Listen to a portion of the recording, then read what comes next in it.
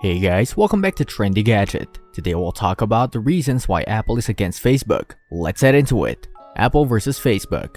During an impassioned speech at a privacy conference in Brussels in October 2018, Apple CEO Tim Cook gave a slap at the business practices of big tech rivals. Billions of dollars change hands every day, and countless choices are made on the basis of our likes and dislikes, our friends and family, our interactions and conversations, our wishes and our fears, our hopes and our dreams, said Cook. These scraps of data, each one harmless enough on its own, are carefully assembled, synthesized, traded, and sold. Although Cook didn't call Facebook by name, it was clear that one of the targets was Mark Zuckerberg's business. By hoovering up its users' data to notify its targeted ad system, Facebook built an empire. Last quarter, its revenue peaked at $20 billion, and almost 99% of it comes from advertising. The speech was just one in a series of jabs over nearly a decade that Cook and Zuckerberg have taken at each other. The tensions between Facebook and Apple date back to the infancy of the iPhone and the quest for control over the next computing wave.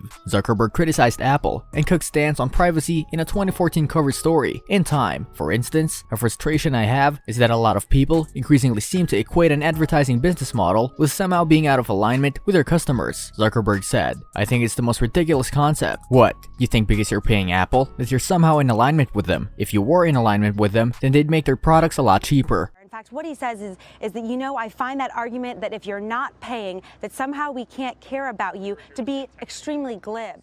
The last decade's war of words highlights the fundamental difference in opinion between two giants about how business on the internet should be done. The internet is the Wild West in Facebook's view, with a multitude of competing platforms offering free of charge innovative services. You may not pay with your money for them, but you pay by allowing the tracking and packaging of your data so that advertisers can plop things you would like to buy right in front of your face as you travel between devices and services. The internet, in Apple's view, is only an extension of the company's personal computing revolution that helped begin in the 1980s, and your phone is the most personal device of all. Before you share it, you should know what businesses are going to do with that data gathered via that phone.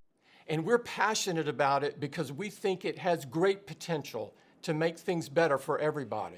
A decade-long fight. With Facebook's two-day campaign against Apple, a war of words culminated last week. The advertisements called foul on an impending charge to the operating system of the iPhone to alert you when an app tracks your personal data, such as location and browsing history, that companies such as Facebook use to target their advertisements. Before using the app, the alert gives you an option to block tracking. Facebook claimed that the move by Apple was designed to crush small businesses that rely on targeted ads to reach their customers online. It also warned without proof that the move by Apple would force app makers to stop offering their customers free ad-supported apps. Instead, via digital subscriptions or other fees, it would have to charge clients. It takes a cut of transactions carried out through its platform, including purchases or subscriptions that users make through apps that they download on its app store, conveniently for Apple. We believe that ethical technology is technology that works for you, gives you space to create or draw or write or learn. The squabble's roots stretch back for more than a decade. There was a great debate in the infancy of the iPhone about what the mobile internet should look like. Would it look like a desktop PC on the internet, or people mostly use a mobile web browser to visit websites, with everything built on openly published standards? Or would users switch between a collection of apps of internet-connected software, giving the companies owning the mobile platforms more control? Born on the open internet, Facebook favored the former option and pushed for rich web apps that were read into emerging standards. But it's lost the fight largely because of Apple, which pushed the app model